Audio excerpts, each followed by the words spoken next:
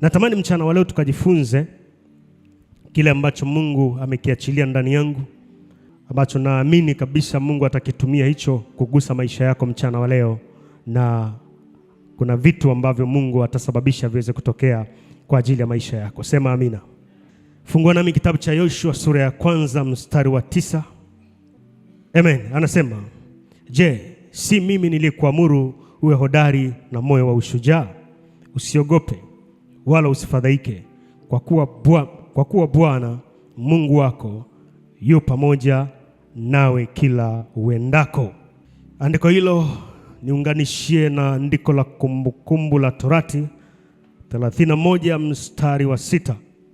Anasema, iweni hodari na moyo wa ushujaa, msiogope wala msiwahofu, kwa maana Bwana Mungu wako yeye ndiye anayekwenda pamoja nawe, hata kupungukia wala kukuacha. Yesu, asante kwa ajili ya maneno haya. Mungu wa utukufu, ukayatumie kugusa maisha yetu, ukayatumie Bwana kuleta wepesi kwenye maisha yetu, ukayatumie kuinua maisha yetu na kuachilia wepesi na neema zaidi, na kwa ajili ya haya yote yakawe ni sifa, heshima na utukufu kwako. Katika jina lako Yesu tunaomba, amen. Nataka tukajifunze somo lenye kichwa kinachosema hakikisha unakuwa mpinzani mgumu kwa adui yako. Hakikisha unakuwa mpinzani mgumu kwa adui yako. Hakikisha unakuwa mpinzani mgumu kwa adui yako. Katika maandiko mawili ambayo tumepitia, andiko la kwanza la Yoshua 1:9 na hilo la Kumbukumbu la Torati 31 mstari wa 6. Katika haya maandiko mawili, andiko la kwanza Mungu anazungumza na Yoshua baada ya Yoshua kupewa kazi kwa ajili ya kuhakikisha kwamba anawapeleka wana wa Israeli katika nchi zile za ahadi ambazo Mungu aliwakusudia kumiliki. Kazi ilionekana kuwa ni ngumu na ni kubwa kuliko kawaida. Ndipo Mungu anamwambia hakikisha ya kwamba unakuwa hodari na moyo wa ushujaa. Amen. Anamwambia usiogope, kwa sababu wewe ndio umepewa kazi kwa ajili ya wakati huu ya kufikisha taifa hili mahali ambapo wanapaswa kwenda. Lakini maandiko kama hayo yanarudia pia hapo kwenye kitabu cha Kumbukumbu la Torati. Ukirudi nyuma kidogo utaona ni Mungu anazungumza na Musa. Bwana Yesu asifiwe sana. Anazungumza na Musa kwa kazi kubwa ambayo alikuwa ameweka ndani yake kabla hajaikabidhi kwa Yoshua, na anamwambia hivyo hivyo kwa habari ya kwamba unapaswa kuwa na moyo wa ushujaa. Usiogope. Bwana Yesu asifiwe sana. Wakati mwingi kuna wakati Mungu anaweza kukuambia maneno kama hayo ya kwamba usiogope, uwe na moyo wa ushujaa, uwe na uhodari. Na wakati wote ambapo Mungu anakuambia maneno kama hayo, ujue hapo mbele sio pazuri. Yesu asifiwe sana. Wakati wote ambapo Mungu anakuambia usiogope, uwe na moyo wa ushujaa, niko pamoja nawe, hapo mbele kuna timbwiri la kutosha. Bwana Yesu asifiwe sana. Sasa kwa nyakati zetu tofauti tofauti na kwa viwango vyetu tofauti tofauti, kuna nyakati ambazo Mungu anaweza kukusemesha maneno kama hayo ya kwamba usiogope, niko pamoja nawe. Ni kweli kabisa Mungu atakuwa pamoja nawe, lakini katika kila hali, katika kila tatizo, katika kila chochote ambacho kinatokea mbele yako ambacho ni kigumu kwa namna fulani, lazima uwe na moyo wa ushujaa, uwe hodari, uwe mgumu mbele ya hicho kitu. Usiwe mwepesi mbele ya hicho kitu kama utakishinda.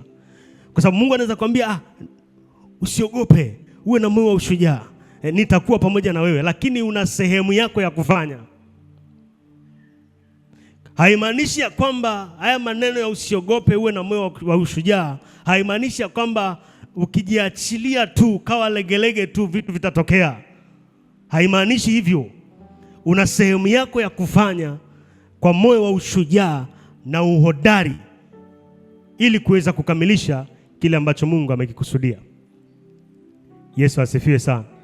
Na bahati mbaya ni kwamba katika kila chochote ambacho Mungu ametupa kufanya, Pastor Dennis asubuhi alikuwa anazungumza kwa habari alikuwa anaendeleza ile somo la huduma. Na asubuhi amezungumza vitu vizuri sana kwa habari ya kila mtu ana huduma, ana kitu ambacho Mungu ameweka ndani yake. Hata ile biashara unayofanya ni huduma. Mungu amekupa nafasi ya kuwa daktari kwenye hospitali fulani, ni huduma. Yaani kuna vitu Mungu ameweka ndani yako, ni huduma. Ni kitu ambacho Mungu amekupa ambacho kwa sehemu kubwa ya maisha yako utakifanya, lakini hakuna namna ambayo naweza nikakuaminisha ya kwamba kutakuwa na mteremko kuanzia unaanza mpaka unamaliza. Bwana Yesu asifiwe sana. Na kama hakuna namna hiyo ambayo tunaweza tukasema kwamba ni mteremko mwanzo mpaka mwisho, basi unapaswa kuwa na moyo wa ushujaa. Unapaswa kuwa mgumu katika hicho kitu ili uweze kukikamilisha kwa namna ambayo Mungu ameikusudia. Sasa angalia, ikiwa kile unachokifanya ni Mungu amekusudia ufanye. Narudia, ikiwa kile ambacho unakifanya ni Mungu amekusudia ufanye, yaani ni kitu ambacho kimesababisha Mungu akakutengeneza akakuleta duniani, basi ukae ukijua hicho kitu kina mpinzani ambaye si mwepesi, ambaye yuko serious.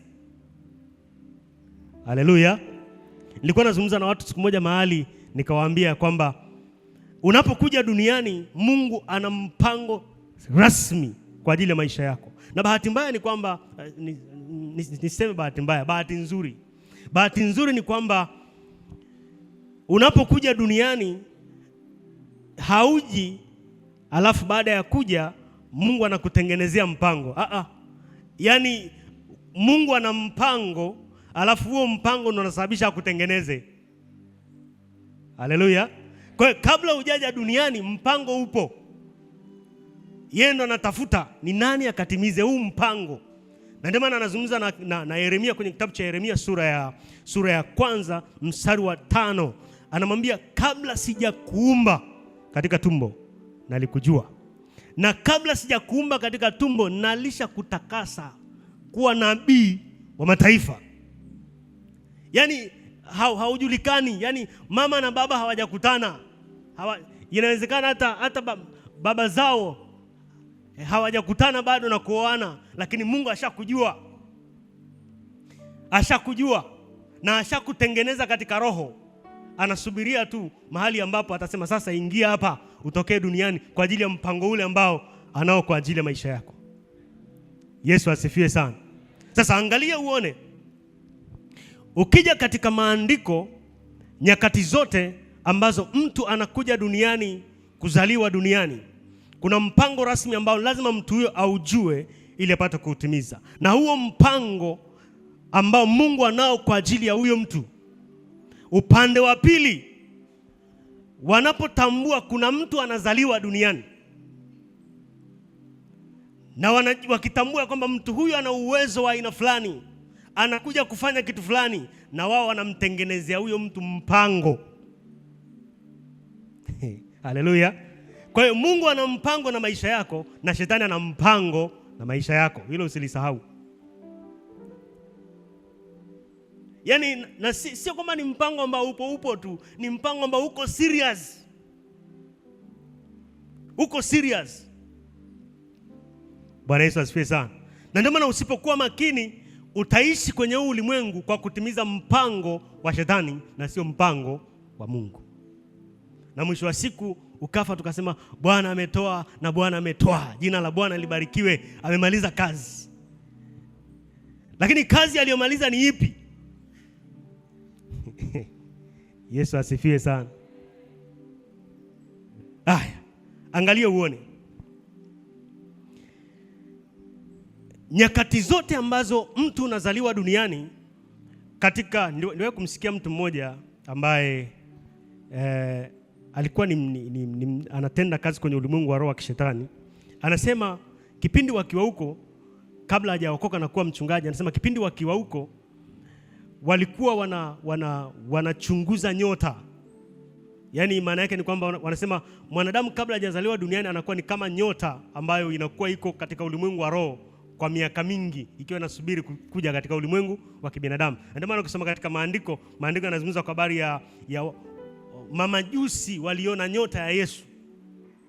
Watu wengi wanafikiri ni nyota waliona ikitembea kutoka huku inaenda katika ulimwengu wa mwili. Mamajusi kwa tafsiri ya Kiingereza ni astrologers, wachawi. wasomaji wa nyota. Bwana Yesu asifiwe sana. Kwa hiyo si kwamba waliona nyota ya Yesu ikitembea kutoka huku kwenda kule, waliisoma katika roho. Haleluya. Na ukitazama katika historia, umbali waliotoka mamajusi kwenda mpaka mahali ambapo Yesu alikuwa amezaliwa ni mbali ambapo kutembea kwa miguu unaweza kuchukua hata mwezi lakini walitembea kwa miguu mpaka wakafika. Alafu wakakuta ndio Yesu amezaliwa. Maana yake waliona nyota yake kabla hata hajazaliwa.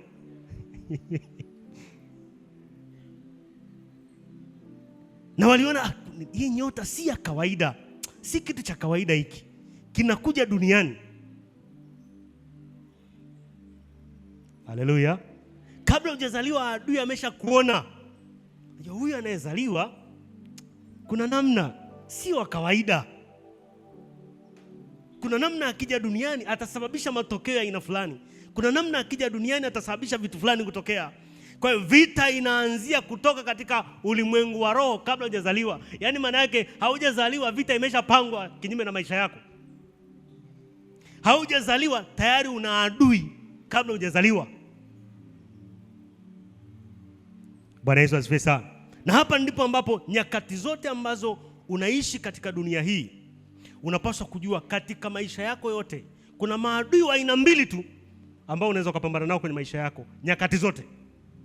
Wa aina mbili tu. Adui wa aina ya kwanza ni adui wa njiani.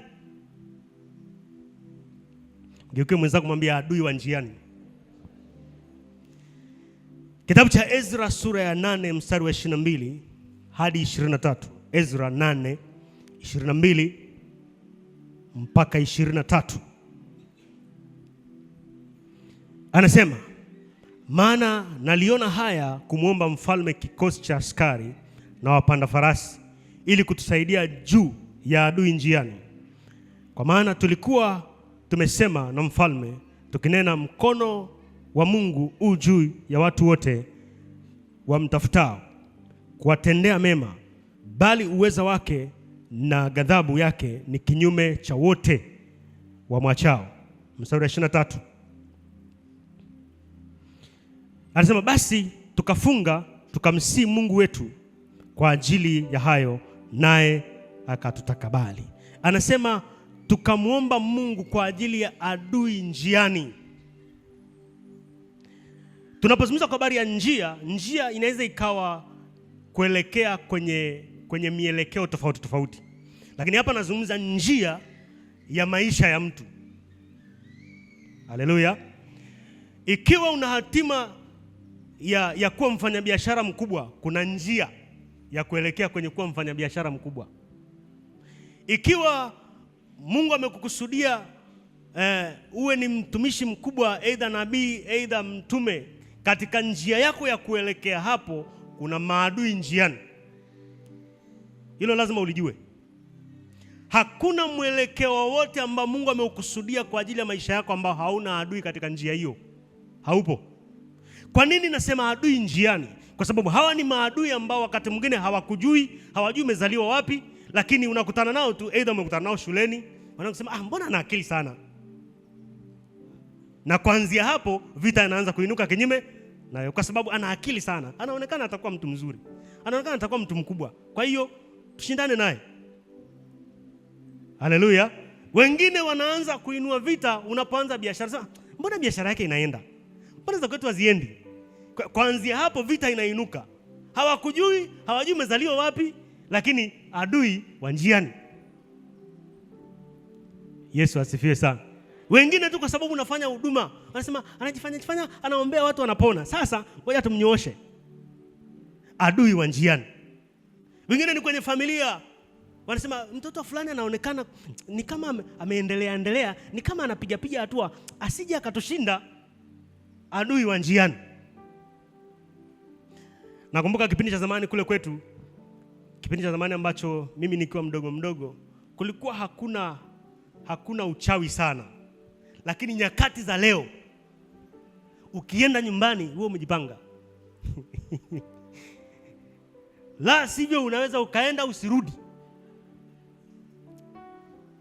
Haleluya. Na nakumbuka wakati huo, kuna wakati ambapo mtu anaweza akaja nyumbani kwao lakini hataki kutoka, haendi kokote, anakaa ndani kwao tu. Nasema wasijue kwamba nimekuja. Haleluya. Kwa sababu wakianza kukuona sasa, wewe ni mtoto wa nani?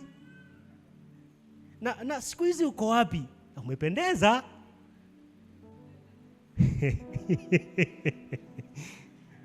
Yesu asifiwe sana.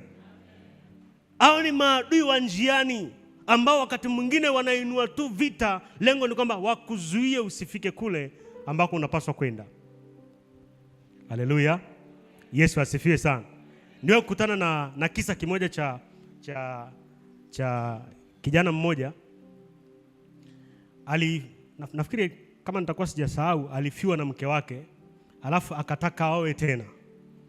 Sasa baada ya kutaka kuoa tena, akapata dada ambaye alitaka waoane, wakajitambulisha. Baada ya kujitambulisha, baadhi ya watu wa familia wakakataa, wakasema hatutaki umuoe huyu dada. Sababu hakuna. Sisi hatutaki umuoe. Kaka akalazimisha, akasema lazima nimuoe. Wakapambana we, hawakuweza kuzuia. Sasa ilipofika siku ambayo wanakwenda kupima damu, wale wazee wakasema huyu tumtupie pepo la ugonjwa wa HIV ili akipima damu aonekana na HIV, alafu tokea hapo waachane. Haleluya. Wakafanya hivyo. Walipenda kupima HIV, yule kijana akakutwa ana HIV, naye akashangaa, mbona sielewi imetoka wapi? Sasa ilikuja kugundulika baadaye sana, alipokwenda kanisani kuombewa, ndipo mapepo yanajidhihirisha. Nasema sisi tulitumwa tulete tujifanye kuwa ugonjwa wa HIV kwenye maisha yake ili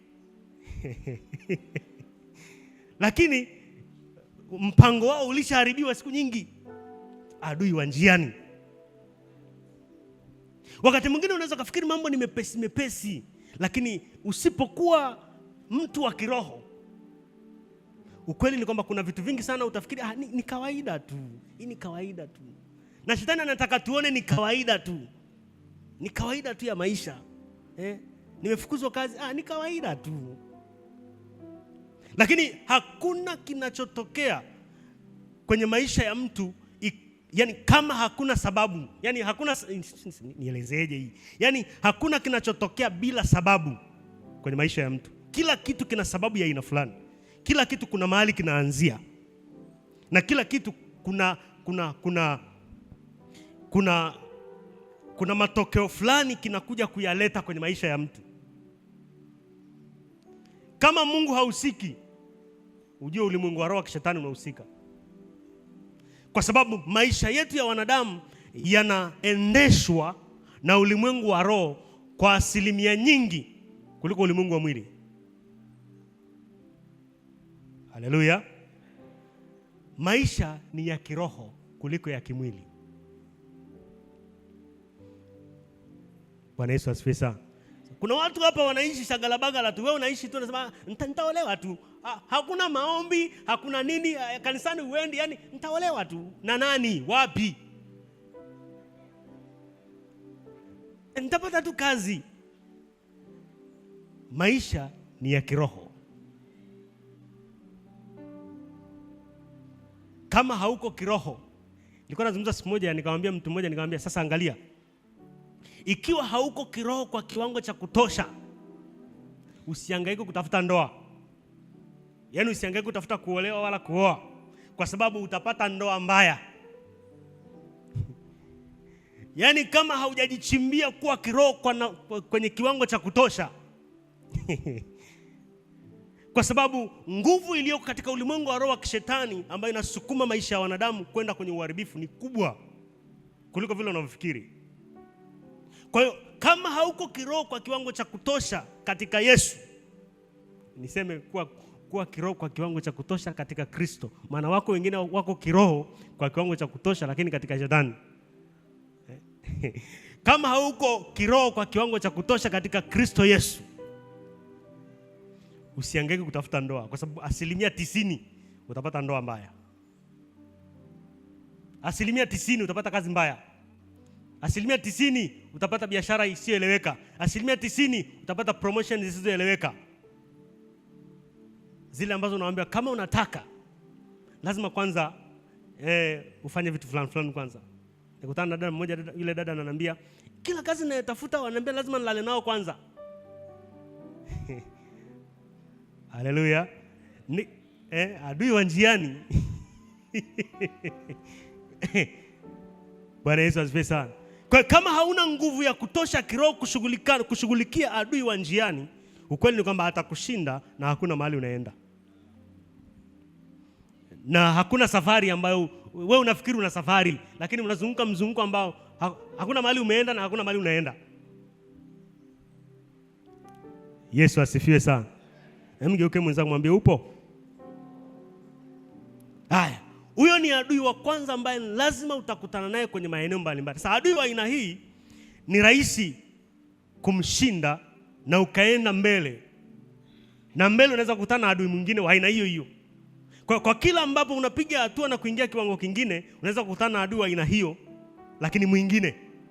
Hatua kwa hatua, lakini unapomshinda wa kwanza unapata nafasi ya kuvuka kwenda hatua nyingine. Haleluya. Unapomshinda wa pili unavuka unaenda hatua nyingine, unakutana na mwingine tofauti na yule. Hatua kwa hatua, huku ukiendelea kupiga hatua. Sasa baada ya adui wa njiani, adui wa pili ambaye unaweza kupambana naye kwenye maisha yako ya kila siku ni adui wa kuzaliwa. Nitakupa maandiko ya kutosha utanielewa. Adui wa kuzaliwa.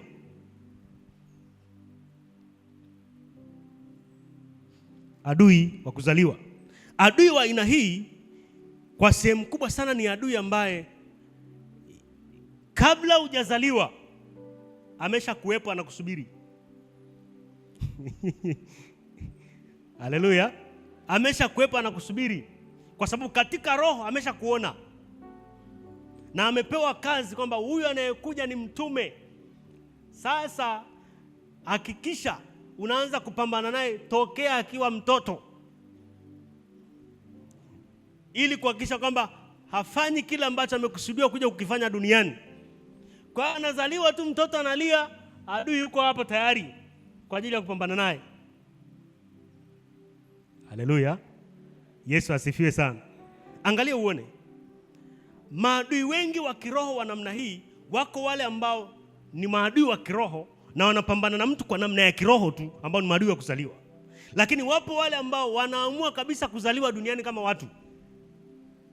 Nitakuonyesha kwenye Biblia, utaona maandiko. Anazaliwa duniani, kazi yake ni mtu fulani. Lengo ni kwamba akishazaliwa duniani, aidha aje aingie kwenye maisha ya huyo mtu, aidha kwenye ndoa ya huyo mtu, au kwenye ministry ya huyo mtu. Wewe unaweza kufikiri huyu ni adui ameinuka siku hizi. Alikuwepo siku nyingi. Wewe tu ndio unafikiri ni siku hizi. Haleluya. Yesu asifiwe sana. Nilikutana na kisa kimoja cha mtumishi mmoja anaitwa Pastor Emmanuel Eni. Yuko mpaka sasa hivi. Na nina kitabu chake, ukitaka nitakupa. Huyu bwana alioa pepo. Haleluya.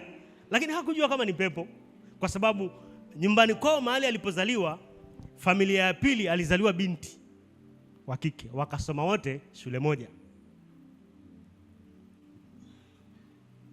Alipofika darasa la 7, Emmanuel akashindwa kuendelea kwa sababu familia yake walikuwa hawana hela.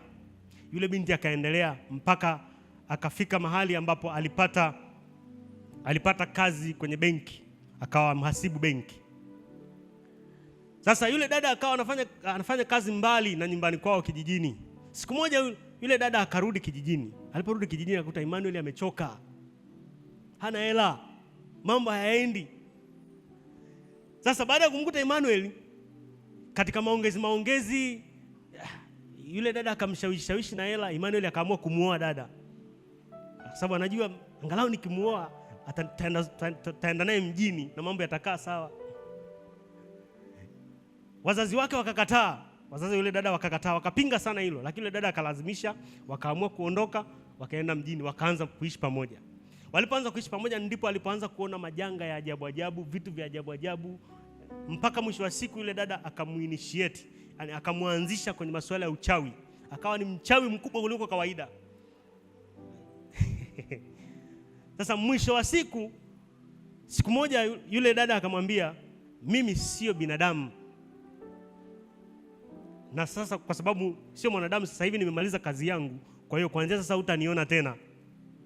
Kwa kuanzia pale hakuwahi kumuona mpaka leo. Lakini kuna mahali alizaliwa na wazazi wake wanajulikana. Yesu asifiwe sana. Maadui wa kuzaliwa. Haleluya. Yesu asifiwe sana. Angalia uone. Kitabu cha Kutoka sura ya kwanza mstari wa 15 na 16.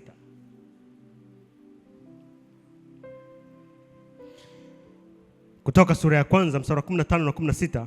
Hapa utaona mfalme wa Misri ambaye ni Farao anatoa agizo kwa wazalisha. Mmoja anaitwa Shifra, mwingine anaitwa Pua. Anatoa agizo kwao ya kwamba watoto wote wa kiume wanaozaliwa wahakikishe wanauawa, lakini wa kike waishi. Lakini wakati agizo hili linatoka, ilikuwa karibia na mtu mmoja kuzaliwa ambaye alikuwa anaitwa Musa. Yaani ilipokaribia Musa anakaribia kuzaliwa, huyu mfalme alikuwa hajui kama kuna Musa anazaliwa. Lakini katika ulimwengu wa roho, adui wa Musa alishajua kwamba yule ambaye nimepewa kazi kwa ajili yake anakaribia kuzaliwa. Kwa hiyo akaingia nyumbani kwa Farao na akamsukuma Farao atengeneze mkakati rasmi wa kuua kila mtoto anayezaliwa, na akijua huyu adui ya kwamba na Musa atakufa humo katikati. Bwana Yesu asifiwe sana. Lakini kwa neema ya Mungu Musa akaishi kimaajabu. Lakini adui alikusudia kumuua kutokea pale mwanzo. Haleluya. Musa akaponea hapo. Lakini pia Musa akaja akaponea wakati ambapo Musa amepigana na amempiga mtu akamuua, akakimbia nchi ya Misri. Alitafutwa auawe, akaponea tena hapo. Haleluya. Lakini adui wa huduma yake anamsakama. Yesu asifiwe sana. Huo ni mfano wa kwanza. Mfano wa pili, angalia. Nimezungumza nikasema kwamba adui wa kuzaliwa, wakati mwingine kuna maadui ambao anaweza akazaliwa duniani kama mtu, na ukafikiri ni mtu wa kawaida, ukafikiri ni Emmanuel, ukafikiri ni Yohana, ukafikiri ni Rajabu, ukafikiri ni Joshua, ukafikiri ni Amina, lakini ni pepo. Haleluya. Ngoja nikuonyeshe mfano huu katika Biblia. Kitabu cha Ezekiel sura 28. Ezekiel 28 mstari wa kwanza nenda mpaka ule mstari wa 19. Ezekiel sura 28 mstari wa kwanza anasema, neno la Bwana likanijia tena kusema, mwanadamu, umwambie mkuu wa Tiro au mfalme wa Tiro. Tulia hapo kabla hujaendelea. Mfalme wa Tiro. Tiro ni moja kati ya, katika Biblia utagundua kuna mji ambao unatajwa kati ya Tiro na Sidoni. Hii miji inatajwa sana kwenye Biblia, Tiro na Sidoni. Tiro pamoja na Sidoni ni miji ambayo iko katika nchi moja inaitwa Lebanon. Hii ni miji maarufu sana kutokea enzi na enzi katika masuala ya kibiashara. Sasa katika huu mji wa Tiro ilikuwa iko pwani kabisa ya bahari. Sasa mfalme wake anazungumzwa. Huyu anaambiwa mwanadamu, ni Ezekieli. Mungu ndo anamsemesha, anaambia mwanadamu, mwambie mkuu wa Tiro, au kwa lugha nyepesi mwambie mfalme wa Tiro. Maana ni mfalme alikuwa anamiliki kipindi hicho, anatawala juu ya Tiro, katika huu mji wa Tiro. Ukija kwenye historia, wafalme au watawala wa nchi au watawala wa maeneo walikuwa hawatawali tu katika mipaka ya nchi, Katika mji ungeweza ukawa na mtawala kama mfalme au kiongozi katika huo mji. Mfano kama Moshi, ingeweza ikawa na mfalme wa Moshi au mfalme wa Rombo au mfalme wa Same, kutokana na kipindi hicho kabla mipaka ya nchi haijaainishwa. Sasa katika mji wa Tiro kulikuwa na mfalme ambaye jina lake halikutajwa. Inasema, mwanadamu, mwambie mkuu wa Tiro, Bwana Mungu asema hivi, kwa kuwa moyo wako umeinuka, nawe umesema mimi ni Mungu. Mfalme wa Tiro anasema mimi ni Mungu, akiwa kwenye kiti chake cha enzi anasema mimi ni Mungu. Haleluya. Haya, nami nimeketi katika kiti cha Mungu kati ya bahari, lakini mwanadamu wala si Mungu. Ujapokuwa umeweka moyo wako kama moyo wa Mungu. Mstari wa pili. Mstari wa tatu anasema, tazama una hekima kuliko Danieli. Hapana neno la siri watu wawezalo kukuficha. Yaani huyu mfalme wa Tiro hakuna neno la siri ambalo wanadamu naweza mkamficha. Mstari wa 4 anasema, kwa hekima yako na kwa fahamu zako umejipatia utajiri, nawe umepata dhahabu na fedha katika hazina zako. Mstari wa 5, twende mpaka 19. Mstari wa 5 anasema, kwa hekima yako nyingi na kwa biashara yako umeongeza utajiri wako, na moyo wako umeinuka kwa sababu ya utajiri wako. Mstari wa 6 anasema, basi kwa hiyo Bwana Mungu asema hivi, kwa kuwa umeweka moyo wako kama moyo wa Mungu.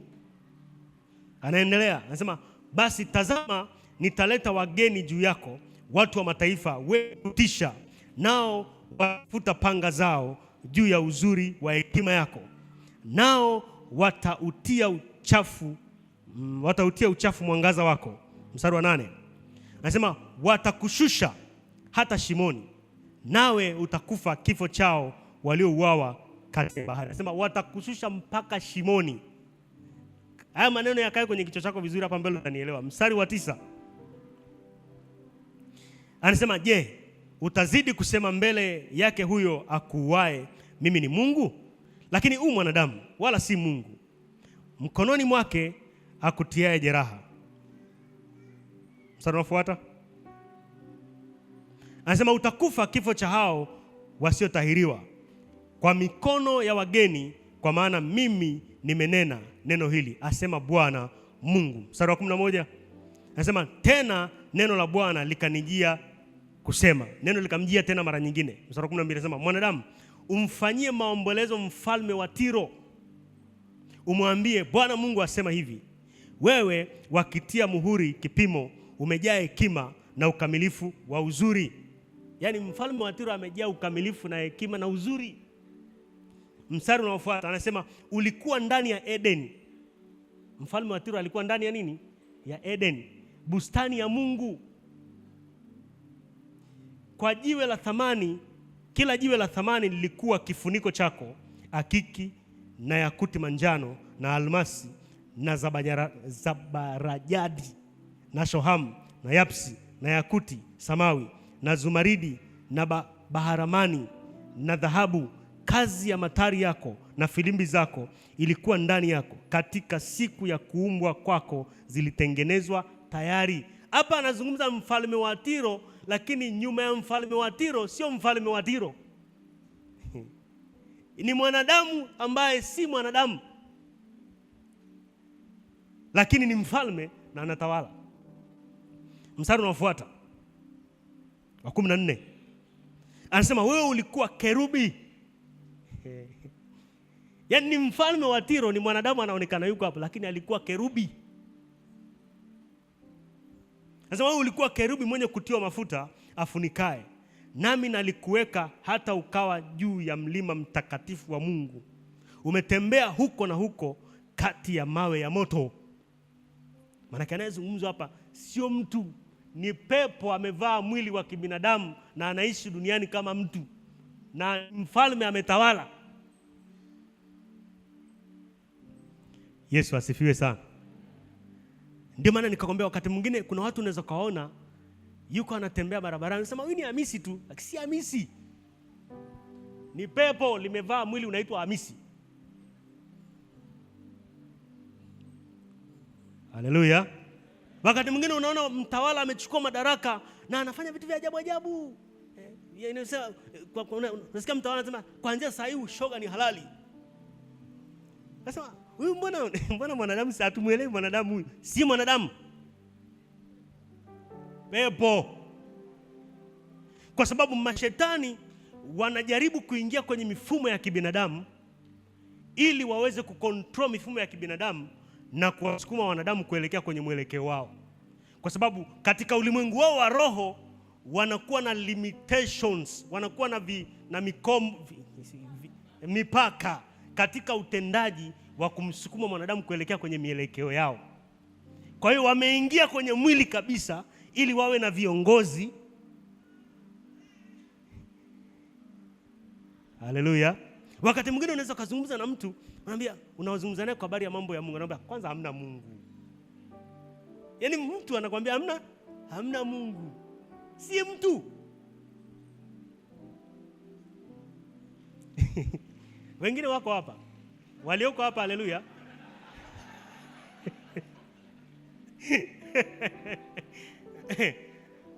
Bwana Yesu asifiwe sana. Mgeuke mwenzako mwambie si mimi. Yesu asifiwe sana. Kwa sehemu kubwa zaidi ni kwamba maadui wa kuzaliwa wakati mwingine anaweza kazaliwa duniani kushindana na mtu. Kwa sababu wanajua huduma ya huyu mtu itaokoa mamilioni. Sasa tufanyeje? Wakati anazaliwa, azaliwe na mwanadada mzuri. Alafu huyu mwanadada awe karibu naye. Akimuoa, tuhakikisha anaangusha huduma yake. Haleluya. Si kama unanielewa? Sasa usiondoke kwa hofu hapa. Kwa sababu umejaa Roho wa Bwana, atakuelekeza na atakuongoza watu walio sahihi kwa ajili ya maisha yako. Sema amina. Haya. Sasa ukitazama katika Biblia, ngoja nikuonyeshe kitu kingine. Katika Biblia ukimtazama mtu mmoja anaitwa Elia Mtishbi. Nitapita hapa kama mfano, alafu nitakuonyesha vitu. Elia Mtishbi alikuwa ni mmoja kati ya watu ambao walikuwa na huduma kubwa sana. Lakini hatujui Elia alikotokea. Kwa sababu ukisoma katika Biblia inaanza tu kumtaja Elia Mtishbi. Lakini haijulikani alikotokea, haijulikani ni wa nchi gani, haijulikani wazazi wake ni wazazi kutoka wapi.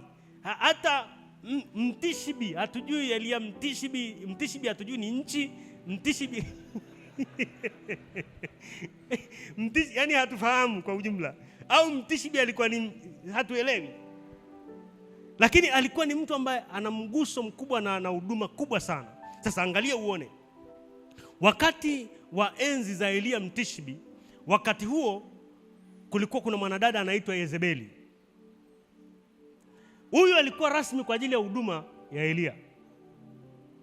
Lakini watu wengi hawamjui Yezebeli. Ngoja nikuonyeshe kwenye Biblia. Haleluya. Wakati ambapo Elia kabla hatujaona kwenye Biblia, kwa sababu huyu Yezebeli alizaliwa kwenye familia ya kifalme na baba yake alikuwa ni kuhani wa madhabahu ya Baali na hao kwa Waisraeli. Ahabu ndiye alienda akaoa nje ya nchi huko, akamleta katika nchi. Lakini ulikuwa ni mpango rasmi wa kumleta katika nchi wakati wa huduma ya Elia. Sasa angalia uone. Baada ya Elia kufanya kazi kubwa sana ya kuondoa mabaali katika nchi, akaua manabii 450. Kumbuka hao manabii walikuwa ni manabii 450, manabii wa Yezebeli. Usisahau hilo. Maandiko yanasema walikuwa ni manabii wa nani? Maana Yezebeli alikuwa ni kuhani. Haleluya. Sasa angalia.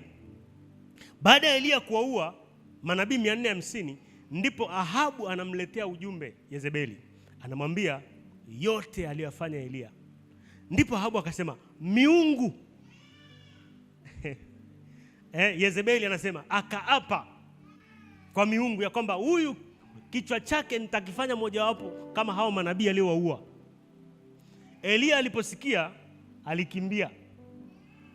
Baada ya kukimbia akawa anaomba afe, na baada ya kuomba kufa, Mungu akamwambia kamtie mafuta Elisha.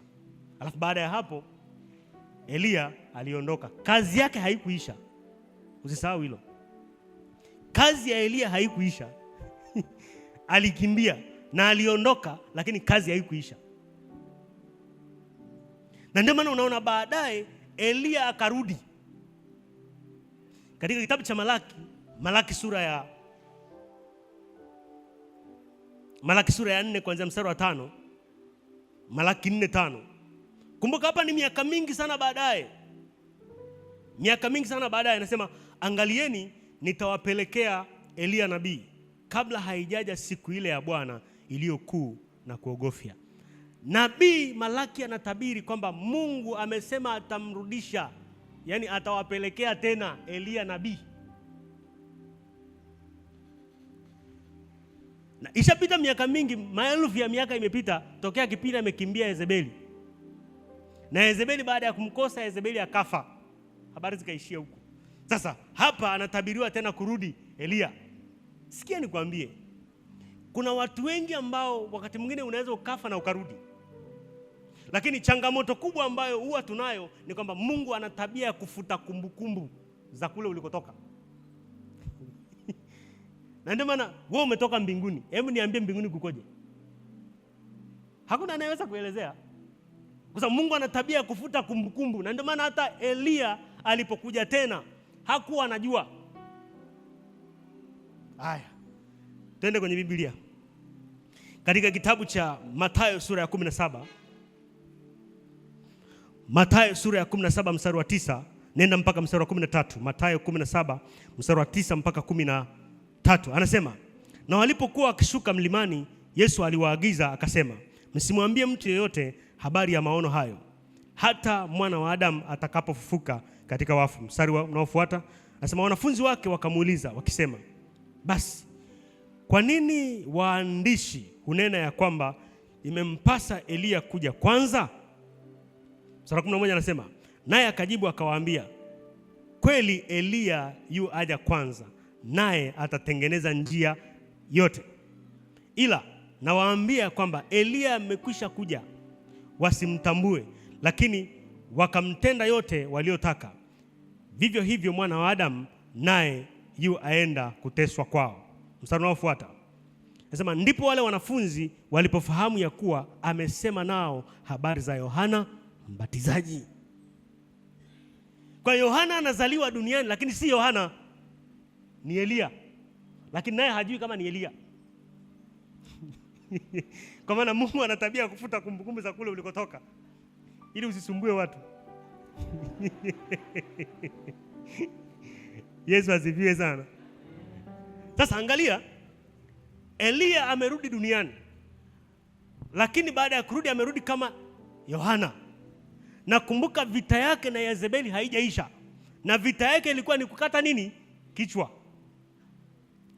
Usisahau hilo. Haya, katika Biblia kwenye kitabu cha Mathayo sura ya 14. Mathayo 14 mstari wa 5. Anasema, naye alipotaka kumuua aliwaogopa watu, maana walimuona Yohana kuwa nabii. Hapa anazungumza kwa habari ya Herode. Herode alimkamata Yesu na akataka kumuua. Anaendelea mstari wa 6. Alimkamata Yohana na akataka kumuua, lakini akaogopa Wayahudi, kwa sababu Wayahudi waliamini kwamba Yohana alikuwa ni nabii. Mstari wa 6 anasema, hata ilipofika sikukuu ya kuzaliwa kwake Herode binti Herodia, alicheza mbele ya watu akampendeza Herode. Tazama hapa, ukirudi nyuma zaidi utaona Yohana anamkemea Herode kwa sababu Herode amemchukua mke wa Thomas ndugu yake. Yaani alimnyang'anya mke wake, akawa anaishi naye. Yohana akamwambia si vyema kunyang'anya mke wa ndugu yako na unaishi naye. Herode akawa na hasira naye, lakini akashindwa. Nikimuua Wayahudi kuna namna, Wayahudi hawatanielewa kwa sababu wanaamini ni nabii wa Bwana. Sasa tukio hili likatokea kukiwa na birthday ya Herode. Mtoto wake akacheza mbele ya mfalme, watu wakafurahi. Herode akaahidi chochote atakachoomba atapewa, na akaapa. Na kwa sheria za kipindi kile huwezi kupindisha ukisema kama mfalme. Yaani ukisema, yaani chochote ulichosema hicho ndicho kitakachokuwa. Sasa huyu binti alipoahidiwa zawadi yoyote atakayotaja atapewa, akaenda kushauriana na mama yake. Kumbuka mama yake anaitwa Herodia, ambaye huyu mama alikuwa ameolewa na Thomas ndugu yake Herode, lakini Herode akamnyang'anya huko, akamleta kwake akawa mke wake. Angalia, si kawaida mtu kuchukua mke wa ndugu yako na ukaishi naye. Yaani kwa akili za kawaida unamchukua mke wa kaka yako unaanza kuishi naye, wa dada yako wa mdogo wako unaanza kuishi naye. Si kawaida. Yaani kuna nguvu fulani ya namna ya kishetani ambayo ilihusika kwa huyu mwanamke Herodia asukumwe kuingia kwenye nyumba ya kifalme. Haleluya. Kwa sababu shetani anajua mahali ambapo unaweza ukafanya maamuzi na yakaleta athari kwa watu ni pale ambapo unakaa kwenye nafasi nzuri ya madaraka. Sasa mtoto anakwenda na ushauriana na mama yake kwa habari ya zawadi ambayo ataomba kwa baba. Akaambiwa, mwambie akupe kichwa cha Yohana, au kwa lugha nyingine akupe kichwa cha Elia. Ndipo unagundua huyu mwanamke anataka kichwa. Kichwa kina faida gani? Wewe kichwa kina faida. Unachemsha unakunywa supu? Hamna. Hakuna kitu unafanyia, lakini anataka hicho kichwa. Kuna nini? Unagundua kwamba huyu mwanamke yawezekana ni Yezebeli yule alikuwa na vita na Elia, akagundua Elia anazaliwa tena, naye akazaliwa tena, na akalazimisha kuingia kwenye nyumba ya kifalme. Lengo ni kwamba vita yake amalize na Yohana. Yesu asifiwe sana. Ndipo ukijua adui wa kuzaliwa kila unakokwenda yuko hapo. Changamoto kubwa ya sisi huwa tunafikiri pale mahali ambapo unaona mambo yameshakaa sawa, nasema sasa hivi hamna tena adui, mambo yamekaa sawa. Unasahau ya kwamba kuna maadui ambao utampiga atakimbia, lakini atarudi. Ndio maana tukisoma katika maandiko yanasema hata shetani alipomjaribu Yesu, baada ya kumjaribu akaondoka kwa muda. Maana yake kuna mapepo ambayo yani hakuna namna utayafukuza yakaenda moja kwa moja, kwa sababu hawana kazi nyingine. Kazi yao ni wewe. Wewe ndo kazi yao. Yani ukiwafukuza hawana kazi, wanahangaika mjini.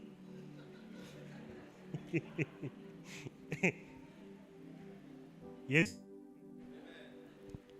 Na ndio maana utawafukuza, watakaa baada ya muda, wasema hebu twende tena tukaangalie kama kuna moto au hakuna moto. Wanakuja tena. Kitabu cha Luka sura ya 11 mstari wa 24, 25 na 26. Maandiko sema pepo mchafu anapofukuzwa kutoka kwenye maisha ya mtu huwa ana tabia kwenda kutafuta mahali pa kupumzika. Baadaye anarudi kuja kuangalia. Anarudi kuangalia mazingira.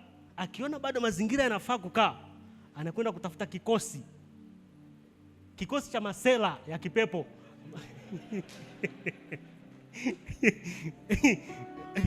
Ambayo utapata kazi kubwa ya kuyafukuza. Kwa anakuja na kikosi kizima, lakini anakuja kuangalia kwanza kama moto upo au haupo. Bwana Yesu asifiwe sana.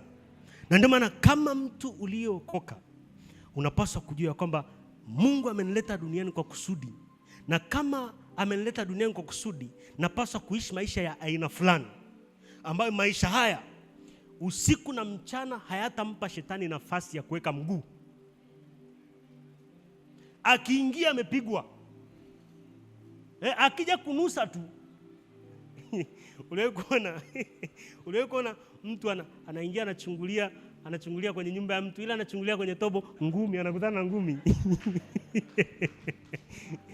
Yaani iwe hivyo, akija akichungulia tu anakutana na ngumi. Haleluya. Ndio maana maandiko yanasema msimpe ibilisi nafasi. Kwa nini tusimpe nafasi? Anatafuta nafasi. Anatafuta nafasi. Bwana Yesu asifiwe sana. Na ndio maana unapaswa kukaa mkao mzuri, kwa sababu una vita na vita inaendelea. Vita zetu zinatofautiana tu kulingana na hatima tulizonazo. Lakini hakuna asiyekuwa na vita ya kiroho. Sasa wakati mwingine mtu anasema mbona fulani haombi, mbona fulani hatoi sadaka, mbona fulani haendi kanisani, lakini mbona anafanikiwa? Huyo ni fulani. Kwani ni wewe? Wewe sio fulani. Njia yako ya kwenda kwenye mafanikio ambayo Mungu ameyakusudia haifanani na ya fulani. Adui wa kuzaliwa wa maisha yako hafanani na adui wa fulani. Haleluya. Inawezekana adui wa maisha yako anainua chuma.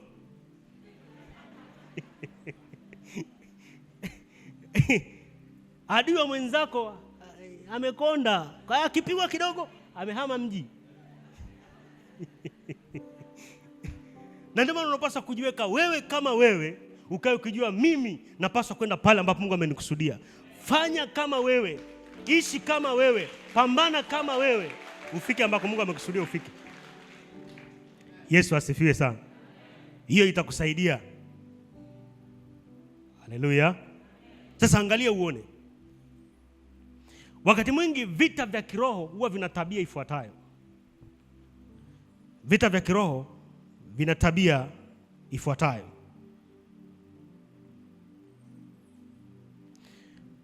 Vita vya kiroho mara nyingi unapopambana na ukafika mahali adui ukamshinda, akashindwa kupata nafasi kwako kwa namna yote. Amekuja amepigwa, amekuja amepigwa, amekuja amepigwa, amekuja amepigwa. Nasema sasa kuna namna atakavyokuja kwako, hata kuja kwako kama alivyokuja mwanzo. Anaweza akatumia watu kuanza kukusumbua, aidha kukusema vibaya, au yani hivyo maneno ya ajabu, kwa sababu anajua angalau nimvunje moyo kwanza, nimvunje kwa maneno kwanza, nimvunje kwa matusi kwanza, alafu akishavunjika ndipo sasa nimshambuli. Wakati mwingine unaona kuna watu wanazungumza maneno mabaya kwako, adui wa kuzaliwa kwako anawatumia kuinua maneno. Lengo ni kwamba amekosa njia ya kwanza ya kushambulia tu kichwa, amepigwa sana. Sasa anatumia watu, tena wale wanaokuzunguka. Haleluya. Wakati mwingine unasema haujakosea mtu, nashangaa siku hizi najionaona sana. Hakuna sababu, hakuna kosa. Yesu asifiwe sana. Wakati mwingine unaomba, unamwamini Mungu, unasema Mungu utanipa mtoto kwenye ndoa yako, Mungu utanipa mtoto, Mungu utanipa mtoto. Alafu watu wanainua maneno, vipi bwana, mbona ufanyi mambo? Au sio mzima? Yani kuna namna ni maneno, lakini mtu anaweza kaongea kama utani, lakini linakuvunja hilo neno ndani yako. Hujawahi kuona? Au mbona uoi bana? Au sio mzima? Yani kuna namna, ni kweli, lakini ni maneno ambayo kwa sehemu kubwa adui anayatumia. Akishajua ya kwamba nimekukosa kule, ngoja nitumie njia hii. Ufanye maamuzi mabaya.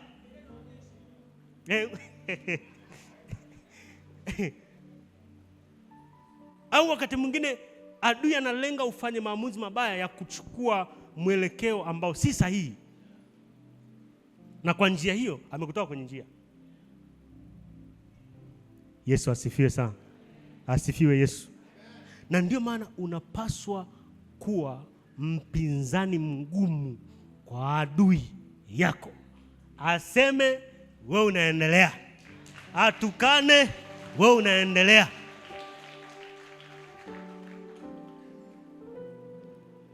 Yesu asifiwe. Hiyo ni tabia ya kwanza ya vita ya kiroho. Tabia ya pili ya vita ya kiroho, unapochoka na kuacha kushambulia adui, huwa unampa adui wepesi wa kukupiga anavyotaka. Unapochoka na kuacha kumshambulia adui, unampa adui wepesi na nafasi ya kutosha kukupiga.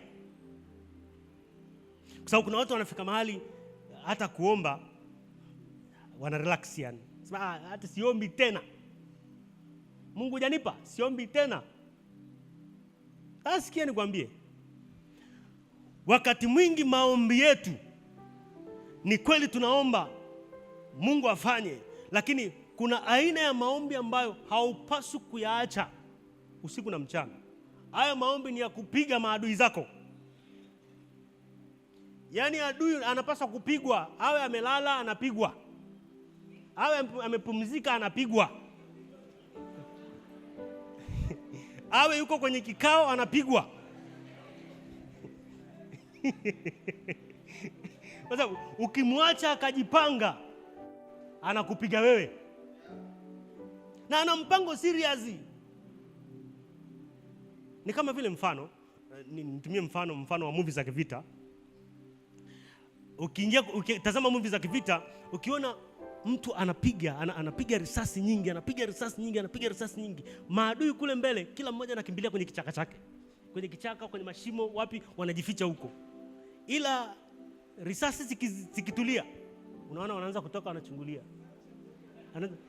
Akiona kuna usalama, unaona na wao wanaanza kusogea kidogo wanajificha. Kidogo wanajificha. Mwisho wa siku wamefika hapa. Ulimwengu wa roho uko hivyo hivyo. Unapoacha kumtupia adui mabomu, anasema sasa ameacha, kwa tusogee kidogo mpaka mwisho unashangaa biashara imeshaharibika. Mbona ule ugonjwa mbona kama umerudi? Ni kwa sababu uliacha kumpiga adui. Yesu asifiwe sana. Sikia nikwambie, ukija kwenye Biblia, wakati ambapo Mungu anazungumza na Yeremia kwenye kitabu cha Yeremia sura ya 1 mstari wa 10, anamwambia, angalia leo nimekuweka juu ya mataifa kwa ajili ya kuvunja, kubomoa, kuharibu, kuangamiza, kisha kujenga na kupanda. Angalia. Hii ina maana ya kwamba kuna kazi zinajengwa za kishetani, kuna kazi zinaanzishwa za kishetani, kuna kazi zinapandwa za kishetani, kuna kazi zinatengenezwa za kishetani ambazo usipozibomoa zitakushughulikia, usipozivunja zitakunyoosha, usipoziharibu zitakuharibu.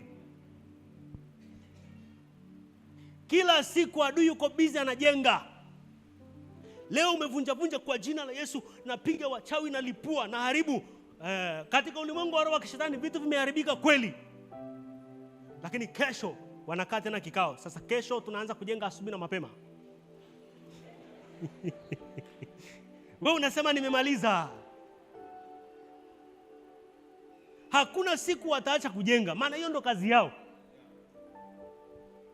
Haipo siku hiyo wataacha kujenga. Kwa hiyo umevunja unasema mimi nimemaliza, au hujamaliza. Na ndio maana kazi ya kuvunja, kubomoa, kuharibu ni kazi ya kila siku. Usiku wa manane vunja, lipua, hata kama huvioni vinavyolipuka. Hata kama huoni vinavyovunjika.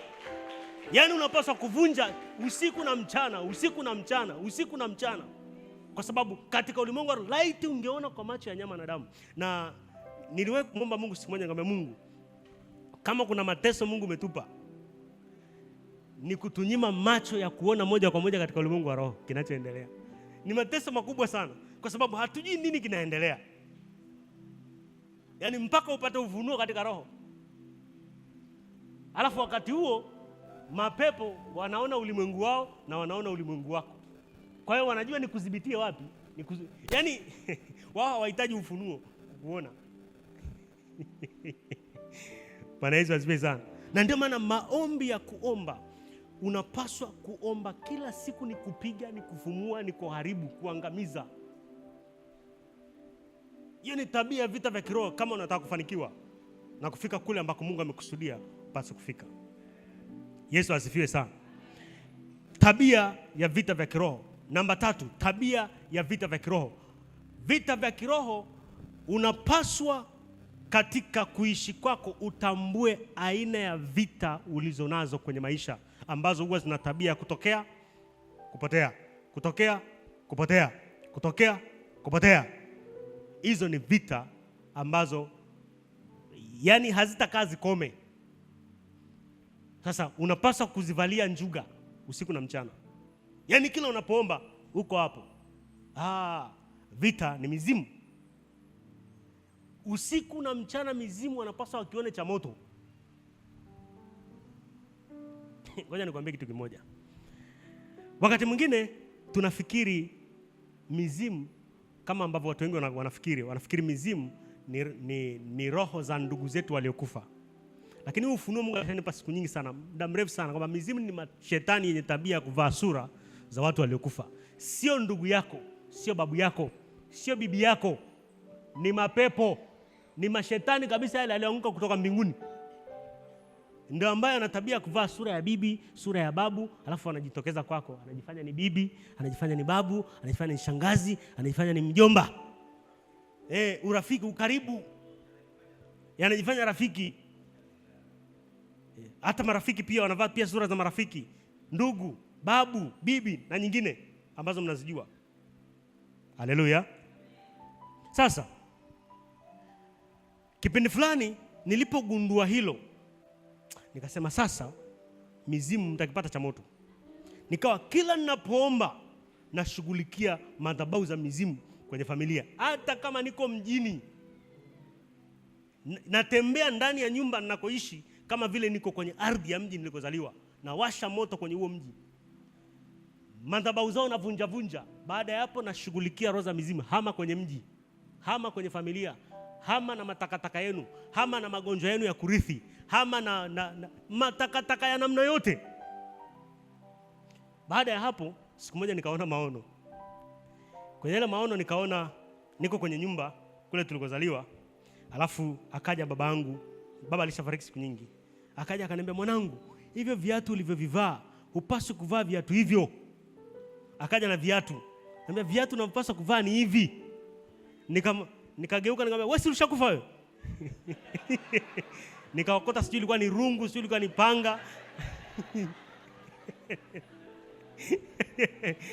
Alikimbia, hata sikujua alipitia wapi.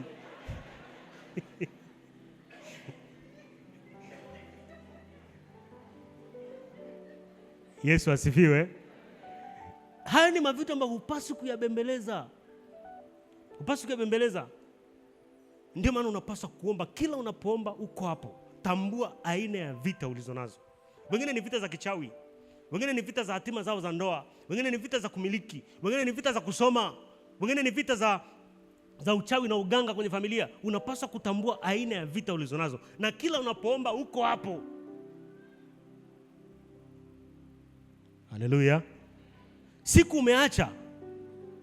umeacha kupiga, tarajia kupigwa.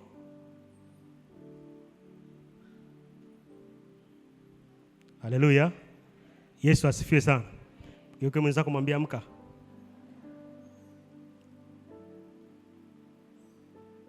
Tabia ya vita vya kiroho. Sasa basi, pamoja na tabia za vita vya kiroho, kuna mambo kadhaa ambayo unapaswa kuyatambua kwa habari ya vita vya kiroho ambavyo viko kinyume na maisha yako. Vile vita ambavyo unaona hivi, umeshatambua kwamba vita yangu ni hii, vita yangu iko kwenye eneo hili. Kuna mambo kadhaa unapaswa kutambua kwa habari ya hiyo vita ambayo umeitambua kwa habari ya maisha yako. Jambo la kwanza, unapaswa kudumu katika maombi kinyume na hizo vita. Maombi ya kuomba kwa kukemea na kushambulia. Maombi ya kufunga, wakati mwingine lazima kufunga na kuomba kwa habari ya maisha yako. Wako watu wengi hapa hauna mkakati maalum wa kufunga na kuomba kwa habari ya maisha yako. Mpaka usikie kanisa limetangaza mwisho wa mwezi tunafunga siku 5, na hapo hata ufungi hizo siku 5, unafunga siku 2.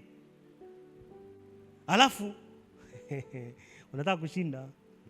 Yesu anasema mengine hayawezekaniki isipokuwa kwa kufunga na kuomba. Sikia nikwambie, ni kweli wakati mwingine kuna vitu ambavyo inabidi uwe serious navyo binafsi. ndipo hivyo vitu viitikie. Kwa sababu hata unapokuja kwenye maombi, pastor niombee, ni kweli tutakuombea, lakini kama hauko serious tunapoteza muda. Haleluya. Si kama unanielewa? Wakati mwingine kuna watu ambao wakati mwingine unamuombea, unamwambia funga siku 3 au tufunge pamoja siku 3 tuone kitakachotokea. Hafungi. Wewe unafunga, unahangaika. Yeye hafungi. Afa anakuja kwako anambia, mchungaji, unajua nina vidonda vya tumbo. Yesu asifiwe sana. Na ndio maana wewe binafsi yako unapaswa kujipa nidhamu ya kwamba lazima kuomba na kufunga, na uwe na program maalum hata ya kufunga. Kwamba kila wiki nafunga siku 2 kwa ajili ya maisha yangu, kwa ajili ya hatima yangu, kwa ajili ya familia yangu. Sitaki watoto wangu wapite kwenye njia ile ambao wazazi wamepita. Sitaki watoto wangu wapite kwenye njia ambayo nimepita ya mateso. Sitaki hiki kitokee. Sitaki magonjwa ya kurithi yatokee kwenye kizazi changu. Yaani lazima ufunge na kuomba, uwe na mkakati kwa habari ya maisha yako. Kwa sababu kama unataka kuwa na maisha ya familia ya aina fulani, alafu hauombi kwa habari ya hicho, hakiwezi kutokea. Hakiwezi kutokea. Maisha ni ya kiroho. Hauko kiroho, ukweli ni kwamba utapokea chochote kitakachokuja. Kiwe kinatoka kwa ibilisi, utapokea. Kiwe kimepotezwa na mtu cha kokota njiani, utapokea. Lakini kile cha kimungu hautakiona. Ndio maana maandiko yanasema ufalme wa Mungu hutekwa kwa nguvu, na wenye nguvu ndio wautekao. Hii ina maana ya kwamba ufalme wa Mungu ina maana ya kile cha kimungu kwenye maisha yako. Watu wanafikiri ufalme wa Mungu ni mbinguni. Lakini sasa nikwambia ufalme wa Mungu sio mbinguni tu. Maandiko yanasema ufalme wa Mungu sio kula wala kunywa, bali ni amani, haki na nini? Na furaha katika Roho Mtakatifu. Maana yake ufalme wa Mungu, kuwa na furaha kwenye maisha yako ni ufalme wa Mungu. Kuwa na amani kwenye maisha yako ni ufalme wa Mungu. Sasa kama hauna nguvu ya kuviteka hivyo vitu ambavyo ndio ufalme wenyewe wa Mungu, hauwezi kuviona. Kuwa na kazi nzuri kunaleta furaha, ndio ufalme wa Mungu. Kuwa na biashara nzuri ni kuwa na furaha na kuwa na amani. Kuwa na ndoa nzuri yenye amani ndio ufalme wenyewe wa Mungu katika ulimwengu kwa sasa. Vinakamatwa kwa nguvu na kwa maombi. Na ndio maana lazima ujitengenezee program za kuomba bila kuacha. Ngeuke mwenzako mwambie bila kuacha. Usiku upo unaomba, asubuhi umeamka unaomba, hapo hapo. Yaani hata kama ni maombi umeandika maombi ya 1 2 3, kuna maombi ambayo hayapaswi kukosekana kwenye ile daftari. Yaani hayapaswi kukosekana. Kama maombi ya kupiga shetani yasikosekane. Kwa sababu ni kweli kumshukuru Mungu ni jambo jema, lakini mtu unashukuru Mungu masaa 3, masaa 4, masaa 5 unashukuru Mungu unaondoka hapo. Mapepo yaliokaa kwenye nyumba yako yanasema amemaliza tu kushukuru ameenda. Hajatupiga, hajatufukuza.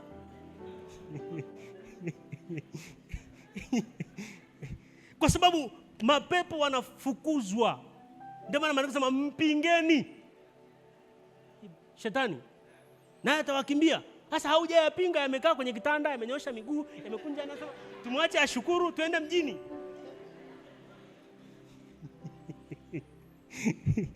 Yesu asifiwe. Maombi ya aina hiyo ya upinzani na vita hayapaswi kukosekana katika maombi unayoomba. Kama kuna mahali unataka uende, sema amina. Sawa. Mchana leo nataka tuombe vitu kadhaa. Kitu cha kwanza, nataka tukashughulikie maadui wa vita katika njia zetu. Hilo ni ombi la kwanza. Ombi la pili, nataka tukashughulikie mapepo ya kila namna yanayotumia watu kuinuka kinyume nasi. Yanayotumia watu kusema vibaya kinyume nasi, kutukana. Yaani hayo tukayashughulikie. 3, tukaombe neema ya Mungu ya uponyaji katika maisha ya watu kule ambako aidha wamejeruhiwa na vita vya kiroho au wamejeruhiwa na maneno ya watu. Vita vya kiroho vinaweza kukujeruhi. Umepigwa magonjwa, ni vita ya kiroho na ni jeraha. Umepigwa na magonjwa, umepigwa na nuksi, umepigwa na balaa, umepigwa na mikosi. Mungu akaponye. Sema Bwana Yesu, mchana wa leo naomba neema yako ya kuniwezesha ili Bwana nisimame kwenye nafasi yangu katika maombi bila kuacha, ili Bwana niweze kuona kile ambacho umekikusudia kwa ajili ya maisha yangu. Niweze kuona kile ambacho umekikusudia kwa ajili ya utumishi wangu, kwa ajili ya huduma yangu, kwa ajili ya biashara yangu, kwa ajili ya kazi yangu, katika jina la Yesu, katika jina la Yesu, katika jina la Yesu. Na mchana wa leo ninakabili kila adui wa namna yoyote aliyeinuka kinyume na njia yangu ya kazi, kinyume na njia yangu ya ndoa, kinyume na njia yangu ya biashara, kinyume na njia ya mafanikio ya watoto wangu. Huyo adui mchana wa leo kwa jina la Yesu ninaachilia moto apishe njia yangu, apishe njia yangu, apishe njia yangu, apishe njia yangu katika jina la Yesu, katika jina la Yesu. Inua sauti yako, inua sauti yako. Kila adui popote ambapo unaona unapata ugumu kuendelea, kuna adui kwenye hilo eneo. Popote ambako unaona kuna ugumu wa kupiga hatua, kuna adui kwenye hilo eneo. Popote ambapo unaona vitu vimekwama na haviendi, kuna adui kwenye hilo eneo. Katika jina la Yesu Kristo, mchana wa leo, kwa mamlaka ya jina la Yesu.